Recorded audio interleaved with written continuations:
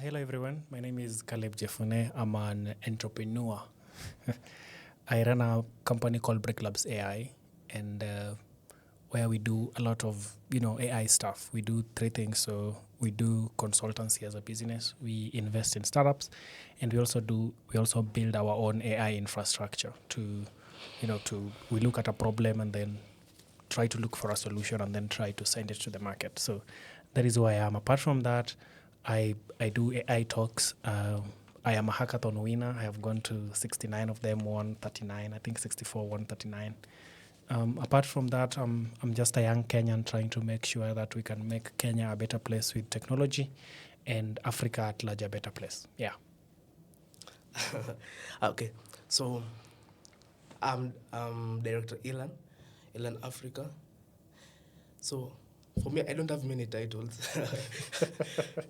Yeah, but I'm the author of this book, and this is a Matters Mindset podcast. So from now on, tune in every Wednesday where we deliver helpful sessions that you as an entrepreneur, you as an AI expert, you as a business guy, you will achieve something from us. So we will be talking about business, AI, finance, financial literacy, entrepreneurship, startups, most importantly, and technology, all in relation to finance.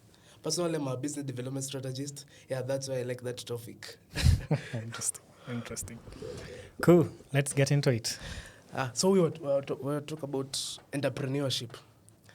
So you are actually a full CEO. Actually, we can't call you an entrepreneur.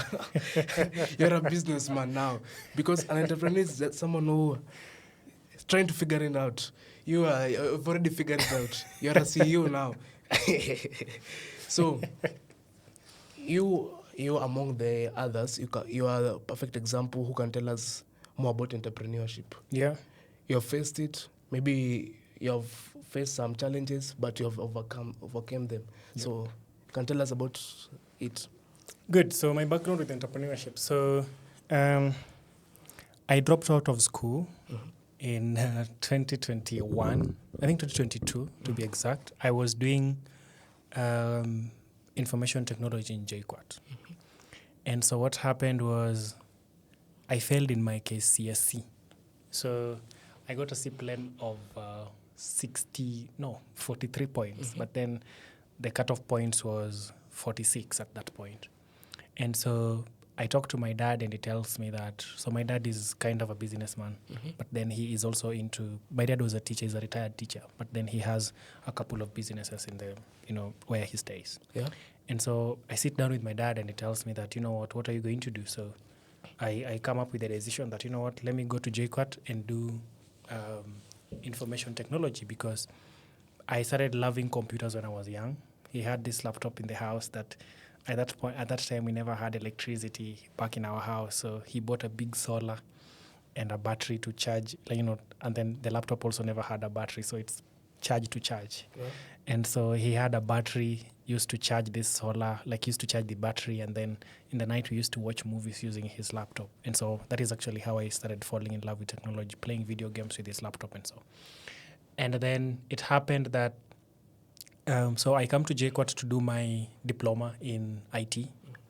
And my first year, I tried to start doing things around hackathons and pitches and going to events. As I was just curious. I'm one of the most curious people.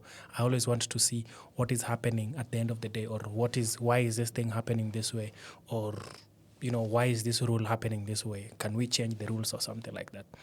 And so I got to JKUAT to do my diploma, and my main purpose to come to school was not to learn, because I'm not good at learning. Not at learning, but I'm not good at cramming things like you do with cards and assignments. I'm not that kind of person. Yeah. I was poor at cramming things and doing that things. And so my main aim to come to school was not to study, but to meet people. Yeah. That was my main aim. But then I did my diploma for 2021 and 2022, but I got tired because, cards and assignments, these things were just too much for me. And so I decided to venture into things around technology, because I loved technology a lot. And then it happens that I start going to hackathons. So that is actually how I learn how to write code and how to do different type of things when it comes to software and things like that. And so I learned how to write code in hackathons in my first year and my second year. We'll talk about hackathons in some time, but because that is one of the major successes that I've had as a software engineer. And so I start my hackathon journey, go into it so perfectly, and then I become a hacker. Every other person wants to become a hacker when they become software engineers or when they touch a laptop.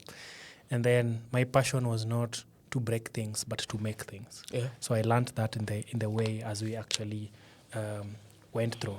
And then it happened that, so I start going into events and then start thinking of what can I do, what new thing can I build, what problem can I solve that can give me money. At first it was like, you know what, let me build it for money.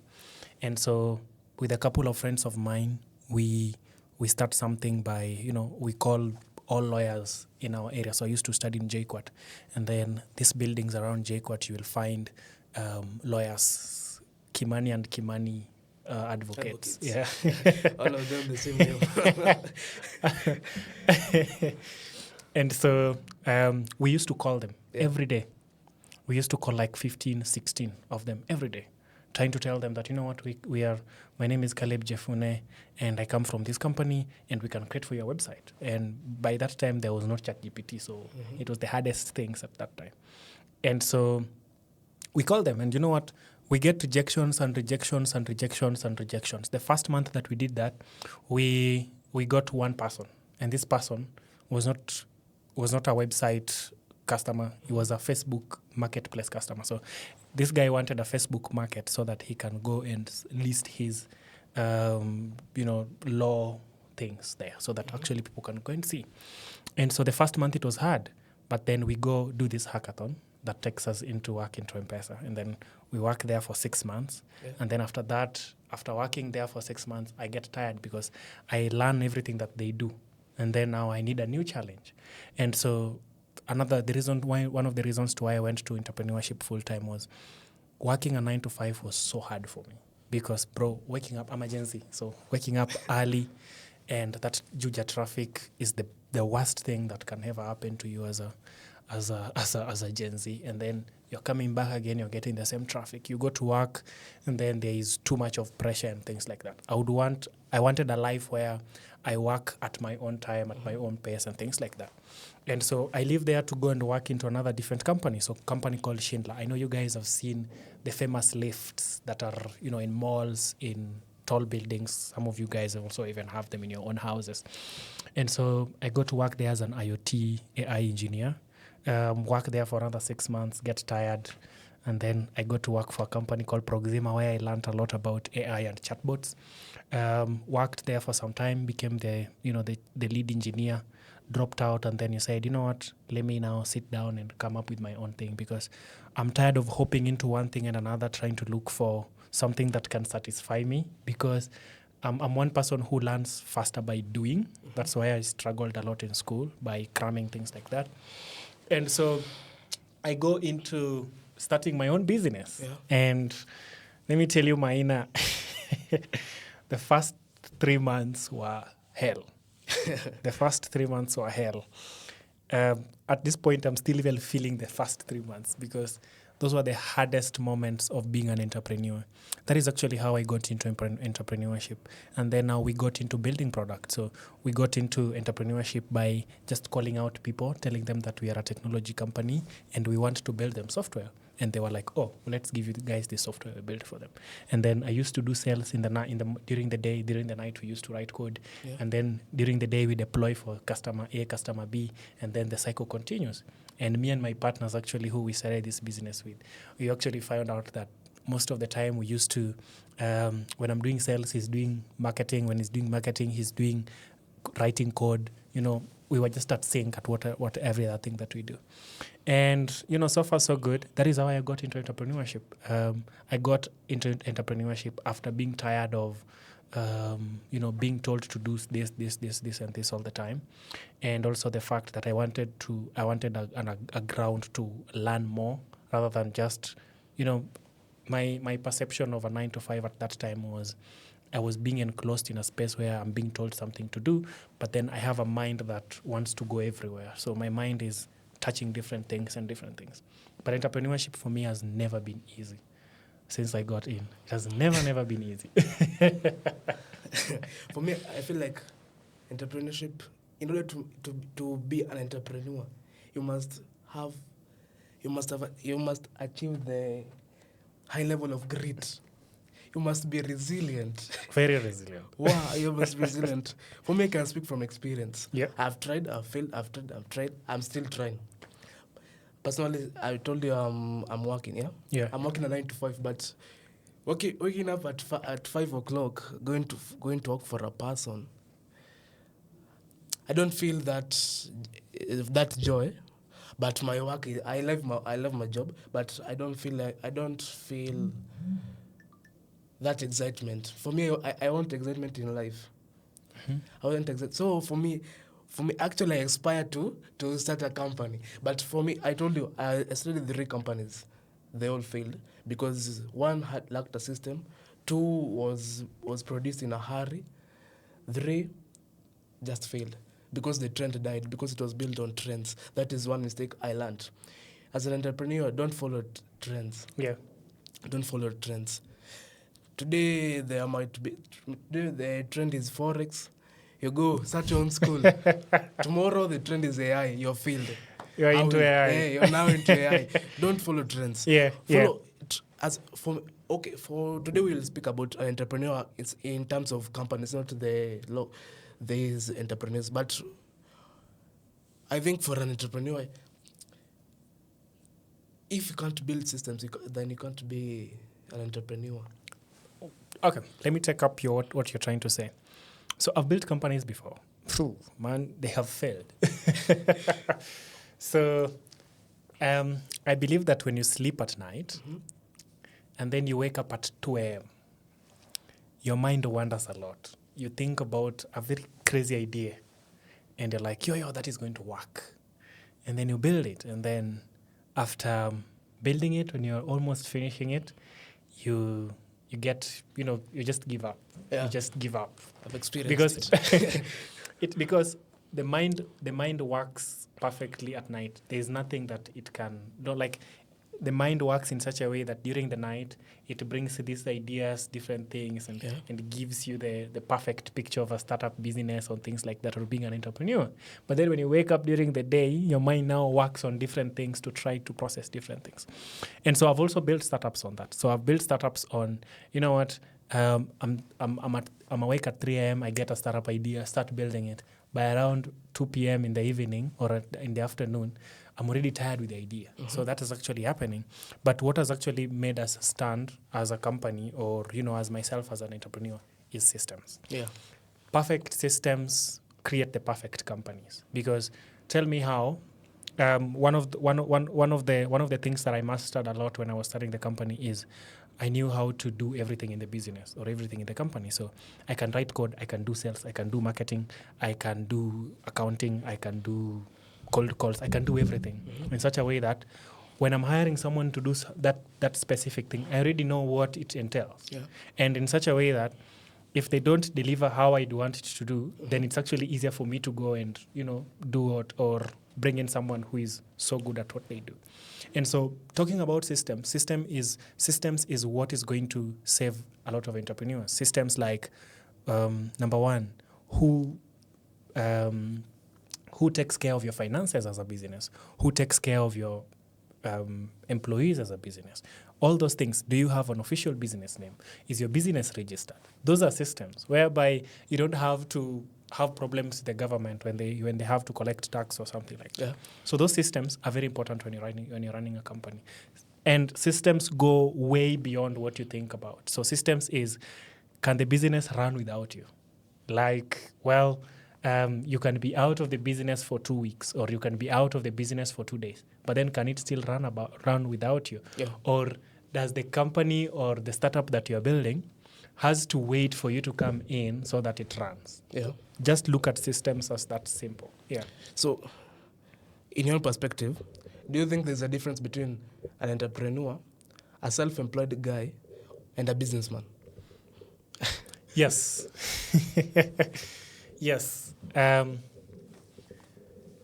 When you're looking at an entrepreneur, I believe that entrepreneurship is building something that doesn't exist and then trying to put in resources to it, trying to curate different ideas and then bringing it. A businessman is someone who has already made it in life. That is my own perspective. Someone who has already made it in life. They already have a system going through. That's why we call them businessmen. Yeah. But an entrepreneur is someone like me who wakes up every other day trying to find out which type of product do I ship today that is going to bring us money, or which type of product do I ship today that is actually going to change life or bring an impact to the society or something. What about self-employed? Ama self-employed ni wale ni mama mboga ameamua kufungua ameamua kufungua kasoko hivi. So that's a self-employed. So okay, self-employed. You see, when you're starting as an entrepreneur, Yeah. you will have to be self-employed. Because that mama mboga, at some point they will be entrepreneurs. Because they'll be like, how do I put this mboga of mine, or how do I put these vegetables of mine to make sure that they can attract the best customers? Yeah. What type of ideas can I bring in to make sure that I can attract the most customers and I can get more money and I can increase and expand? And so self-employed, you have to be a self-employed person when you start a business or when you start a company, or the business, you're working inside the business per se. But then now when you're a businessman already, now you're working out of the business. You're just like there trying to give out commands and things like that. So I was reading Cash Flow Quadrants by Robert Kiyosaki. Okay. So this guy speaks about 4 levels of life in terms of the business culture. So there's 4 levels, 4 quadrants. Now there's 2 halves. So there's the half and the other half. The other half where most people like Elon Musk, Warren Buffett, they belong, the investors. The other half where the 95 people belong. So in that book, Robert Kiyosaki was trying to explain how most entrepreneurs or how most self-employed people are in deception of their levels, yeah? Mm-hmm. So I feel like most entrepreneurs, like, let me give you an example. I'm currently working, yeah? So tomorrow I wake up and decide, I'm leaving my job and nianze kazi yangu. Now I decide that and I make it happen. So the next day nimeamka nasema, leo niko biashara yangu. Leo sijasi kuamka saa 5, acha niamke saa 3. Now you're your own boss. Yeah. So most people think that perception of freedom is now that umomoka, you've make it. Mm-hmm. For me, I feel like as long as you are in the first half, that is the self-employed and the employed half, you will still have to wake up early in the morning to attain that the next half. That's true. Hakuna vile if hata kama you're your own boss, there's no way you will set up rules that favor you, not the business. The business is like ni kama mtoto. So the moment you have started your own job, you have given birth to a baby. So that baby needs food. That baby needs clothes. That baby needs life. Yeah. So the moment you start buying things of your own, you forget the baby will die. That's true. That is what is called running a business as a hobby. Yeah. So most people who start businesses, the self-employed people, the entrepreneurs, think that because now I've started, I'm my own boss, now I can make any decision. But for me, I feel like money and business, they don't follow anyone. They have their own rules. Yeah, that's true. So if you can't follow the rules of that business and start following yourself, that is where most entrepreneurs fail. So now, like, true story, I was in Mombasa. Actually, I have life in Mombasa. Okay. In Mombasa, most people will fight. But Mombasa, the first time I landed in Mombasa,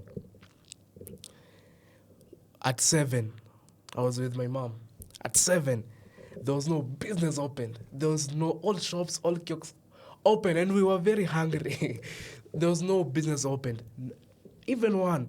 You can take it to the bank. There's no one, even one business opened. So tumetoka hapo nje, we were like damn, huku hakuna kazi imefunguliwa na tukiwa home hadi 6 ushapata biashara ishafunguliwa. Yeah. Kwani uko tunalala aje sana. So 8, it is 7 o'clock, no business. 8, some start opening. 9, majority are still closed. Now 10 a.m. is when these guys know, wow, we have jobs to do. Yeah. Let's go and open.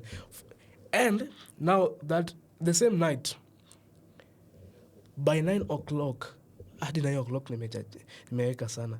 By 7, most jobs were already closed. So I feel like that culture is what makes most jobs fail. I think, okay, riding on what you already say, I think people don't put more effort on entrepreneurship. They reach a level and say that, you know what, the money that I have right now is enough for my rent, is enough to take my kids to school, and so I'll just sit here. Their comfort. They are so comfortable with stuff, but then they're forgetting that entrepreneurship has levels. Yeah. If you want to reach that Elon Musk level side, you guys go read about Elon Musk and read about the companies that he built and read about, you know, how this guy used to go different levels to actually make something happen. I'll quote one of his words. He says that, you know, if you want to become the best company, you have to work harder than the existing companies. Yeah. So if you want to become the best entrepreneur, you have to work harder than the existing entrepreneurs. One of the things that I tell everyone that when I go to, you know, make talks, I ask, how many people here are entrepreneurs? And, you know, what is the different thing that you're doing that everyone else is not doing? So that if I come and say, the person who is doing something different than all these other people, I'll reward them. But then everyone else is comfortable to, you know, what they're already doing. And so that comfortability is actually killing entrepreneurs, because they are at a point where I'm good. The money that I'm getting is already enough for me to run things and go through life. But then I don't want that too much, because where am I taking too much? They said they do their own things. But, you know, we have one shot in life. Why don't you just go as hard as possible? As hard as possible, you know? Like, go there. Let people call you nuts because you're an entrepreneur, because you are trying to knock out the doors, you're trying to do every other thing. Because, well, there's a lot of freedom when it comes to entrepreneurship. But that freedom also has a price to pay. Yeah. Yeah. No words. Interesting. So, in regard to that, so, like companies, let's forget a moment about the kiosks and the shops. Yeah. Let's talk about entrepreneurs who want to scale up their companies. So these guys, what do you think kills the entrepreneurial culture in terms of companies, that is, in Kenya? What do you think kills entrepreneurial culture in Kenya, in our young population such as us? I think I'll give a few. So number one, we have money problem. We have cash flow problems in Kenya a lot. Even me, until today, I still struggle with cash flows, because you find out that, you know, we have hired over 16 people, and so in my company, and so you have to try and see how you can pay all these people. So, for example, you are doing an entrepreneur, like you're an entrepreneur, you're running a business, and then the business, the money, the profits that you're getting is not too much, for example. So what it can do is just pay a few people and buy some few supplies. But you as an entrepreneur, you're not getting paid at the end of the month, because, you know, you're at that starting point. But then when you look back, you also need these people to actually move faster. And so cash flow is number one problem, because we're at a point in Kenya or in Africa whereby it's a chicken and egg problem. You need money to get money. Yeah. So you need investment to get money. You need investment to get funds. So for example, or profits. So for example, an example I'll give is when you want to create an AI to help pregnant mothers, for example. You know, you need money to pump into this AI to actually help the mothers to actually pay you back. Yeah. And so you need money to get money. So that cash flow problem is also a challenge. Another one is funding. So I'll tie funding and cash flow at once. Funding is, we have a problem because 10 investors, 10 founders are going after one investor. And 100 founders are going after 2 investors. We have a problem when it also comes to in investing, because we have a challenge in Kenya whereby we don't have real local investors who can actually invest in startups or who can actually invest in businesses. Yeah. They want to invest in big banks that already, where their money is safe. One of the conversations that I was having with someone is they rather invest in real estate because they know real estate already works in Kenya, rather than investing in a startup that they have to wait 7+ years to actually start, getting money, good money and revenue and things like that. So startup funding is a problem, but then we are getting to a point where that is also being solved out. So cash flow, startup funding, and then I feel as if some founders always just lose morale. Yeah. They lose morale a lot of time. I lose morale almost all the time, because you plan that this thing is going to work out this way, then it doesn't work out that way. Then you're back to square one, thinking about your life at 3 a.m. Why is it? Why you? Why always you? Why is not your startup working? And things like that. So people lose motivation. And when they lose motivation, you find out that they're like, you know what, this thing has not worked. Let me go back to my 9 to 5. Yeah. And so cash flow, founder, missing out on things to do with the motivation, and then the cash flow problems also step in a lot and try to stop us from building companies. Yeah. So I think Kenya, I told you this earlier, Kenya, we have a serious issue about capital raising. There are no venture capitalists in Kenya. Yeah. Then there are no angel investors in Kenya. In Kenya, you have to tarmac to find that one investor. That's true. Look at Nigeria. Maybe like Nigeria in terms of startup, not in terms of development. In terms of startup, most startups grow and scale. Even I know majority of startups that have been poached by the US from Nigeria because they scaled perfect. And why did they scale? Because Nigeria, they are practicing the culture of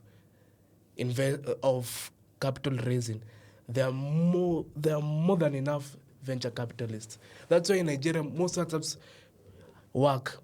Actually, there's certain, I forgot that startup name, where it took less than 1 year to become a company because it ilipata the right capitalists, the right people who are willing to invest in, even though they don't see that product. So in Kenya, in the young population, we want fast money. So my boss had told me, if you want fast and cheap money, it is not good money. If you want fast and good money, then it's not cheap. It will be expensive as fuck. Yeah. But if you want cheap and good money, it won't be fast. It will be very slow. That was what I was told by my boss. The first week. So in our young generation, we are practicing. We want fast money. That's why most of us we are entering forex, because we are following the hype. Trend heavy, forex iko na pesa. You can probably pay that so that you continue. Okay. Forex iko na pesa. People enter in. They lose their money. They depression. Young generation, they want fast money. The older generation, since they are living the face of the earth, they want stable money. So that's why that culture of the funding, I don't think it will exist in Kenya if we proceed as we are heading. Good. You want to pay for that? Mm-hmm. Okay. Proceed. Okay. Good. So I think what I can say is, when it comes to investment, I think we need to change our minds on how to invest in Kenyan startups. Mm-hmm. The data says that last year, Kenya was the most funded country in Africa, more than Nigeria. Where does the money go? I also used to ask the same question. But the money goes to people like Mkopa, Sun King. Oh, they already the people, they already established startups or companies. Yeah. And so, and I think we need, as investors or as people that already have the money, we need to change how we think about startups or how we think about investment. We need Kenyan local investors. We need people who are going to take up the role and say that, you know what, this 5 million Kenyan shillings of mine, I'm actually going to invest it in a startup.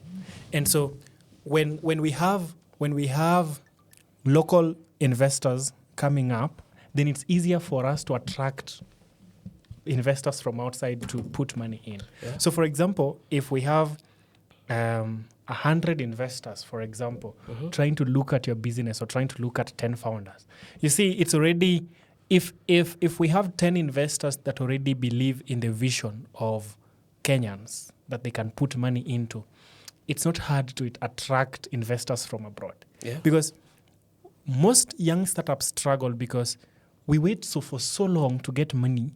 You go miles away to get money. Again, fast money is not cheap money. It's what did you say? Fast money is not cheap money. Or good money. Okay, or not good money rather. But then we need to change how we look at investments. Yeah. Let's think around us having investments like, NCBA Bank invested 10 million Kenyan shillings in this startup because they're building something in fintech.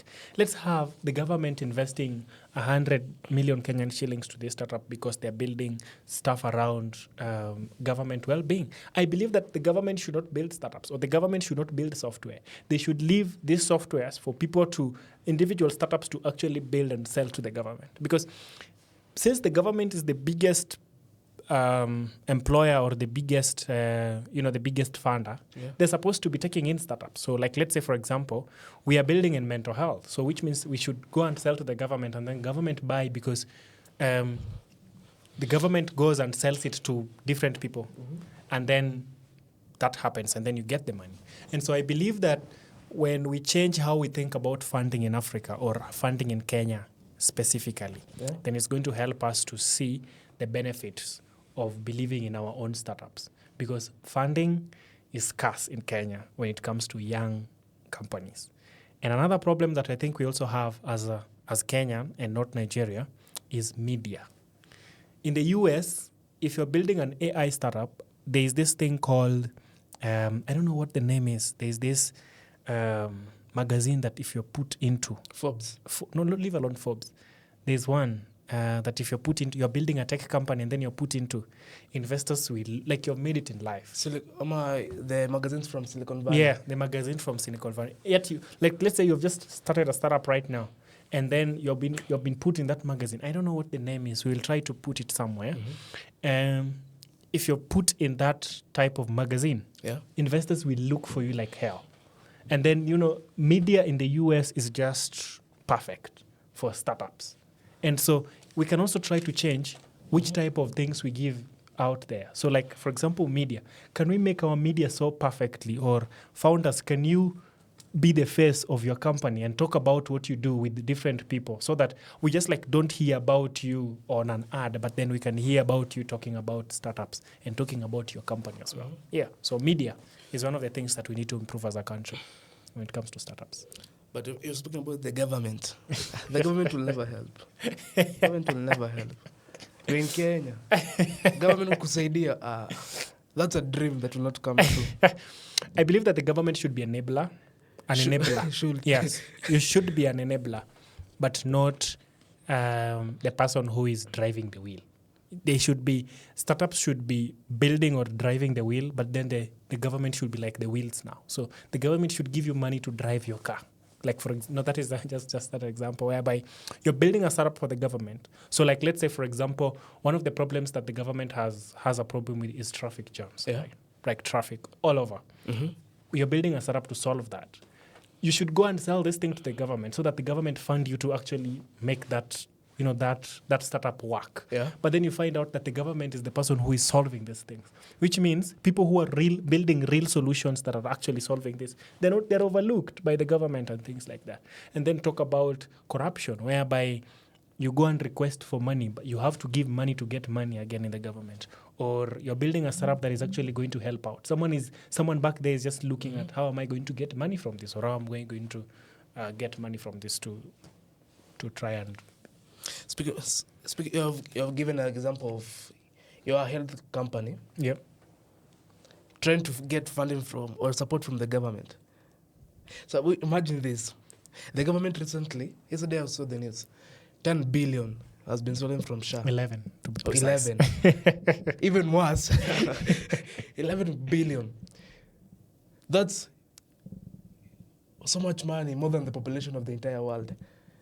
It has been stolen. And yet you make it chini unagojea the government to fund you. The government not even in my wildest dreams. The government will never help. Take the okay, I'll not name this little shida. The guy who built this KRA portal, Okay. he's still working. The government is paying him pennies to dollars to maintain that site. That's why most government sites are very boring. They're very lagging. Because even the developers, the guy who came up with the idea, he's not paid. One of the things, just before, let me cut you. One of the things that should be done, again, the government should not be building these websites. The government should be the enabler. Startups come build these websites and let's sell to the government, okay? Another thing is the way we companies or we entrepreneurs approach the government is different. Like, we also need to change that, because these people are, they're trying to make sure that they cut as much costs as possible, or they take up as much money, and then, so for example, let's say you're building a website for the government, they'll go and misquote figures, 1 million Kenyan shillings to create something that only costs like 10,000 Kenyan shillings to create. And so that transparency is not there in the government. And so I think there's no one else who is coming to save us as entrepreneurs. The government is not going to save us. Other fellow startups are not going to save us. Our parents are not going to save us, because most of the time they don't understand what we're trying to do. And so we, as entrepreneurs, should come together and actually create a system or create ways in which even other entrepreneurs that are coming up get into the system and also they're helped through and through.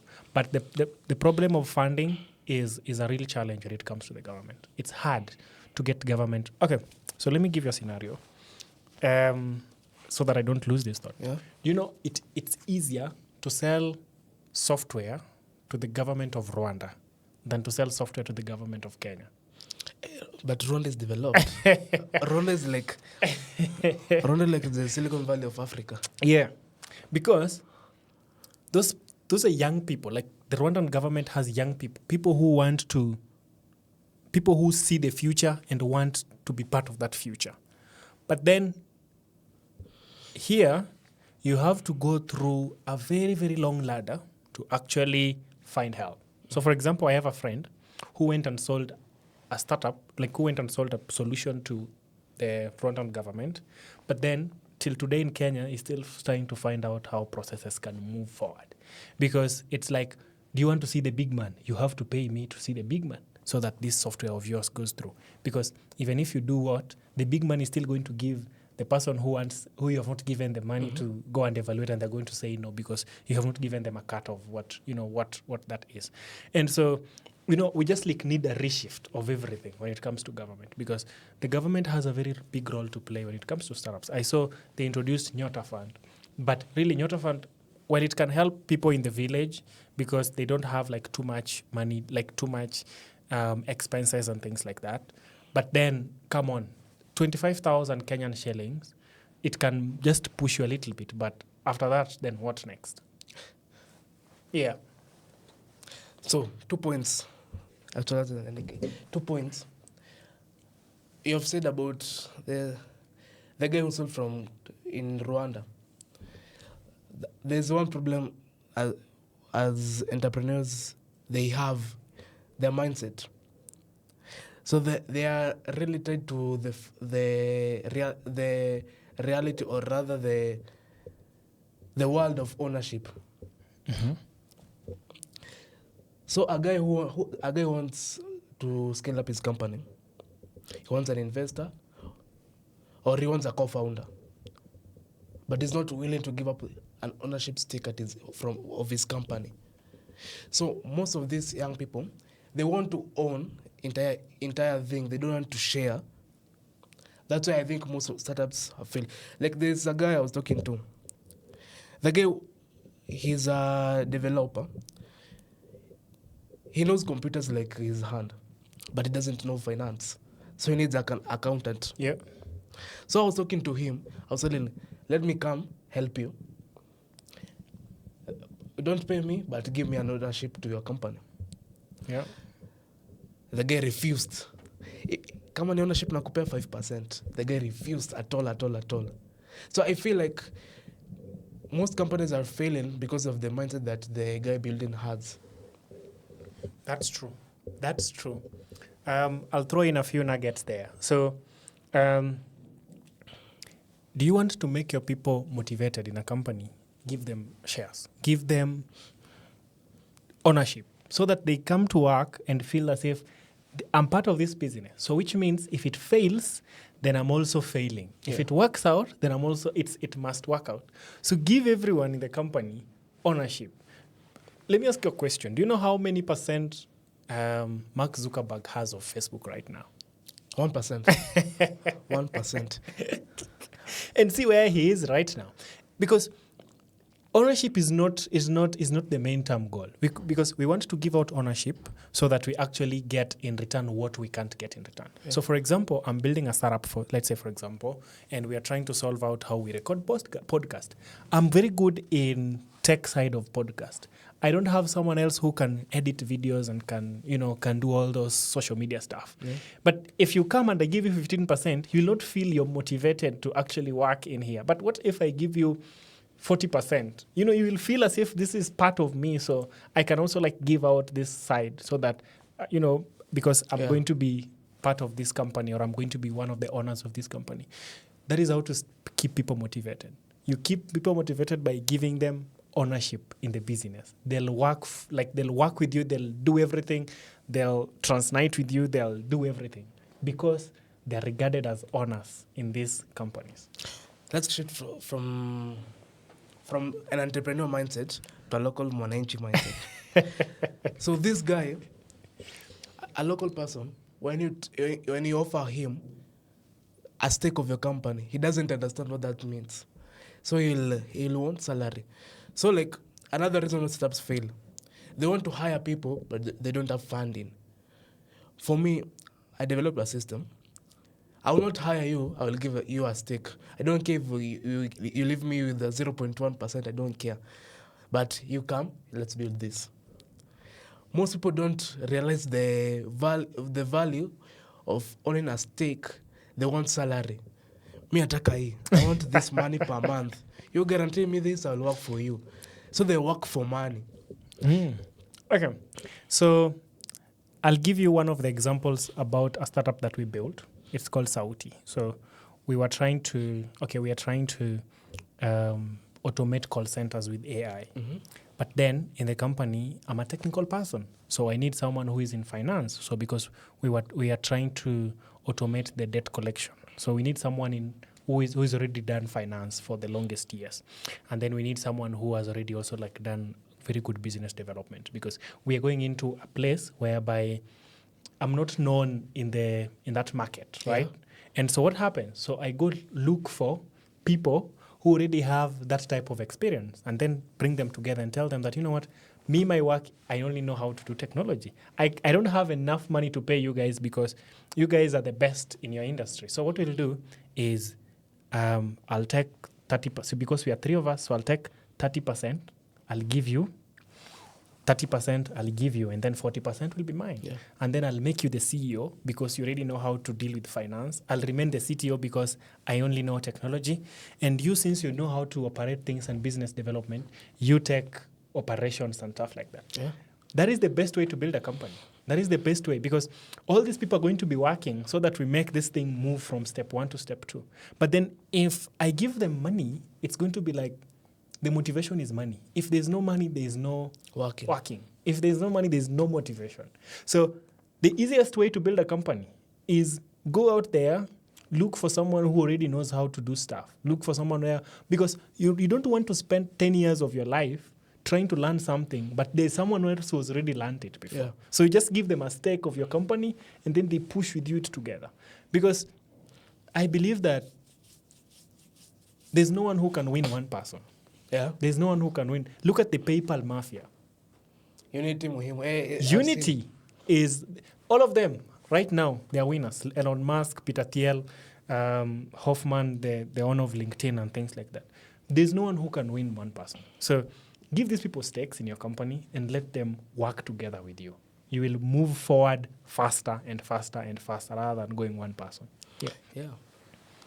Ownership. That is one of the things that you have to. That is one of the things that you have to look at. But then, in ownership, there is something we call vesting. Yeah. So vesting is so let's say for example we are building a company, 3 people, right? I take 30%, you take 40%, and the other person takes 30%. So that every other person stays motivated in the company, we don't give all of us 30% at once. So everyone takes 10% at first, because there's a 10% somewhere. Because remember, you're taking 30, 30, 30. So that is 90%, right? There's a 10% somewhere left, right? So what you're going to do is put vesting terms whereby we look at, in the contract is you're supposed to get 30%, but we vest it in such a way that you get 10% now, but then the remaining 20%, the harder you work, the harder you put in more effort, the more you get these shares. Remember, we have 10% somewhere. Yeah. So you can actually go and add more to the person who is working the most.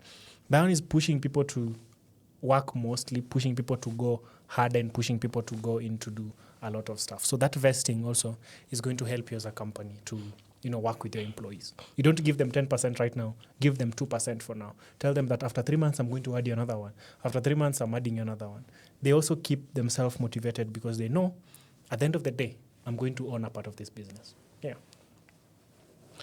So I think last year part 1, Caleb Cairo was experiencing some issues about his company before he went to jail. So I saw that contract. I don't know if it was real or it was a media fake. Okay. But that contract had read there were 3 partners. You've said. So Caleb Cairo 30 and the rest, I don't know them, 30 each. And there's a 10% that it was not clarified on the contract who gets it. Yeah. So after Caleb Cairo gets into this trouble, it comes to light that Caleb Cairo's ownership was bought out. So this brings me to another issue. Another issue is trust and greed. So among you founding partners, if you can't trust each other, there's no company you're building. Wow. This takes me back to when we started building a company. So I built it with my friends, but then my friends were not putting in the energy that I wanted. Like, they were not putting in the percentage of the shares that, we agreed. So, they were not pushing harder. So at that time I had dropped out, but then they were in school. So the amount of pressure they were putting into the company was not matching the one that I was putting. So I felt as if, this thing is not going to work out because I'm ending up putting in more energy, but then other people are not putting in more energy. But I understood, right? Mm-hmm. But then one of the things that you must do when you're building a company is trust. You must build a company with someone who you trust, because you don't want to be in a position whereby at the end of the day or at the end of the month, your shares have been diluted or your shares have been taken out. You should go and watch the movie of The Social Network. How it's just like how Facebook created this, like how Facebook was created. There's this one partner in Facebook that his shares were diluted. Actually, it was the 3 because from the movie, let me say from the movie, not real. Don't want to face issues. From the movie, the guy playing Zuckerberg. Yeah. A little idea. Sindio? Yeah. By these 2 boys. These 2 boys, yeah. these two boys were already somehow rich. Yes, their parents were rich. Yeah. So Mark Zuckerberg, because he was the one coding, he locked these guys out. I don't think was there any contract they had signed. There was no contract. They never signed. That is anything. one issue that you have to. Me personally, before I start anything, if it is long term, even short term, if I'm freelancing for you, I need a contract. Yeah, systems. In a contract, because personally I can say I've studied contracts law. So I know the implication that you will get if there's no contracts. So if you get in a business and there's no contract, I don't know how that business will live. Because in one way or the other, that business will fail. Because there was no agreement. Of late, I've seen the government of Kenya that have said that WhatsApp contacts are now WhatsApp chats are now contracts. Yeah. But me, it's believing. Me need kukaratasi, proof on paper. It screams systems. Yeah, let's sign. We say you take 50, I take 50. Yeah. In case of a deletion, you do this and I do this. Yeah. Let's sign. So that when that time comes, like for Caleb Cairo, they had a contract, but somehow, somewhere, the contract was not followed. That's why the business failed. But Caleb Cairo, me like Caleb Cairo, that guy is resilient. That guy is a top-notch entrepreneur because he doesn't believe in failure. Those are people who have failed a lot, because one of the things that you are guaranteed as an entrepreneur is failure. We look at the reason why, again, I struggled in school is we were taught that failure is a bad thing. That's the reason to why. That's the reason to why you have heard the phrase A students work for C students. Actually, in this book I've written. Yeah. Where A students work for C students, because A students, they know that I'm supposed to be the best in class. After that, nothing else. Follow rules. Follow rules. This is what is supposed to be done to get to a plane. But then as a student, there are people who just like try to find out things whichever works or not. And so failure, we were taught in high school or we were taught in schools that failure is a bad thing. Even from our parents, myself, failure was a bad thing. African if you fail in school, you're beaten like hell. You're African beaten like parents. nonsense. And so that side of things, to know that failure is not bad. I like Caleb Cairo because he has gone through the failure. I have gotten a lot of rejection. So I have a place where I put all my rejections. So if I'm rejected an email, I always take a screenshot of it and then put it somewhere in my Google Drives so that I know very well that these are the failures that I've gone through this year, next year. And so it actually helps me to build resilience. Real entrepreneurs go through failures every day. One of the companies that I was building, for TheraBot itself, we failed because part of my team left. They left because we had problems with ownership, because I'll not mention, but they left at some point. That was failure, because when we were starting the year, 2 years ago, when we were starting out, they were like, how am I going to start? Because all my partners have left. So you see, that is another failure that now you have to see and crack down and try and see how it goes. But failure is one of the things that I preach the most, that failure is not bad as an entrepreneur. Failure is good because you learn from that failure. But you must not fail if someone else has already gone through that failure. So, for example, Caleb Cairo has gone through the failure of his business taken away from him. Mm-hmm. Why can't you go and learn from Caleb Cairo mm-hmm. than waiting to fail, so that don't go through that deep hell while someone else has already failed and has already learned from that failure. You can just go and ask them. And I'm someone who is relentless. If I want to go and talk to Caleb Cairo today, I just walk at it. The easiest part is getting these people is not even hard, man. You just track them down. Where does this guy stay? Or where does their office look like? Look at his videos. Where does he shoot his videos? Okay, he looks like Westlands. Where? Try to find out, because I believe that in this world, 7 people, you get to 7 people to get to the person you want, right? There's someone else who there's someone else who knows someone else who knows him. So you can actually get to them as fast as possible. So go through, talk to them about how they succeeded, and then, or how they passed through that failure, and then that is actually what you do. So don't wait to fail. Go out and learn from people who already failed. Yeah. Yeah, personally, I've never met a businessman who hasn't failed. Yeah. So if you are looking for a mentor, look for a mentor who has failed. Not only failed, but also has risen from that failure. Yeah. Because there's a difference between failing and rising. Ukianguka, tunasema kuteleza si kuanguka. Yes. Yeah.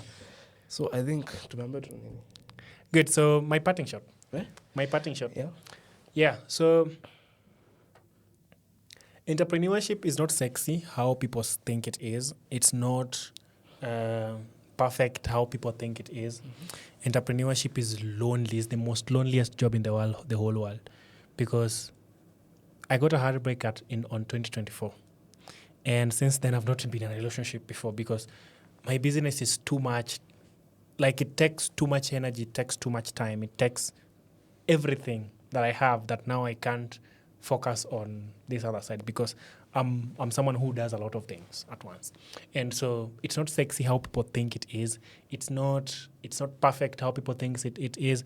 You will get a lot of failures, get a lot of rejections. But, at the end of the day, you keep learning and keep rising. You keep learning and keep rising. You keep learning and keep rising. And, that is actually how you move. But then the last thing that I would want to say is, if in case you're building in Africa, or if in case you're building in Kenya, then you have resilience. Building up to this far, you have resilience because systems are broken, trust is broken. Politicians have lied to everyone until that trust is broken. But then if you're able to rise through that, I don't think there's any place that you can build a startup that is not going to work. So if you're building out there, my respect goes to you as a builder. Yeah, thank you. So, yeah, that has been it. But go get yourself a copy of this book. It's very good. It's fantastic. The guy has read it. He likes it. Also, go and find out more about TheraBot. Go find more about TheraBot AI. I've gone through it. It's good. That interface is best. Yes. So find us on socials. Find me on socials, Caleb Jefune on TikTok and every other place. Yeah. For me, I'm only on Instagram. I don't believe in social media. Find me at eds.darichi. And our YouTube channel, Matters Mindset Podcast. That has been our time. Thank you for hosting me.